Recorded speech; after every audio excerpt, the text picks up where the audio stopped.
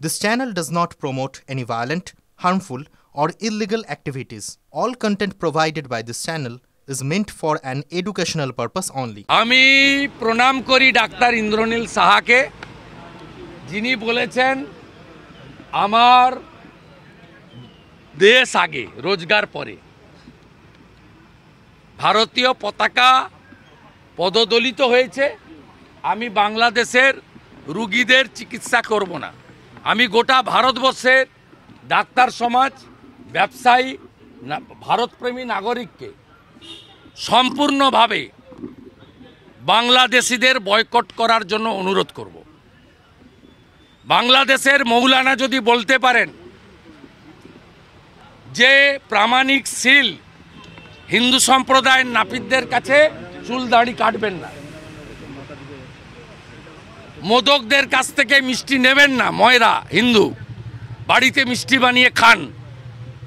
আমিও এখান থেকে ভারত প্রেমীদের বলতে চাই, রাষ্ট্রবাদীদের বলতে চাই, কড়া উত্তর দেওয়ার সময় এসেছে। কড়া উত্তর দেওয়ার সময় এসেছে, এটা মুখে নয়, কার্যক্ষেত্রে এমন উত্তর দেন যাতে আজকের বাজারে 150 টাকা পেঁয়াজ, 120 টাকা আলু, এটা যেন পাকিস্তানের মতো 1000 টাকা লিটার পেট্রোল আর 400 টাকা কেজি আটা, 400 টাকা 1 কেজি আটার দাম 400 টাকা, পাকিস্তানের মতো অবস্থা হয়। বড় বড় কথা, বড় বড় কথা। ফারাক্কার উপর দিয়ে বিদ্যুৎ না গেলে 80 ভাগ জায়গা এক্ষুনি অন্ধকার হবে, 80 ভাগ জায়গা অন্ধকার হয়ে যাবে এক্ষুনি। যদি ঝাড়খণ্ড থেকে উৎপাদিত বিদ্যুৎ ফারাক্কার উপর দিয়ে গেছে, এক্ষুনি যদি ভারত থেকে বন্ধ হয়, এটা কোনো সেক্টেরিয়ান কথা নয়। আমরা ইউএনএকে সম্মান করি, তা আমার জাতীয় পতাকা আগে। এই জাতীয় পতাকার জন্য চট্টগ্রামের মাস্টারদা সূর্য সেনেরা আত্মবলিদান দিয়েছেন।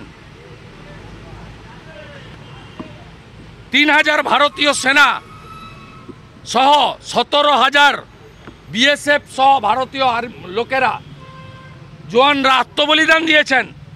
কোথায় ছিলেন এরা? 30,000 বাঙালি হিন্দু আত্মবলিদান দিয়েছেন।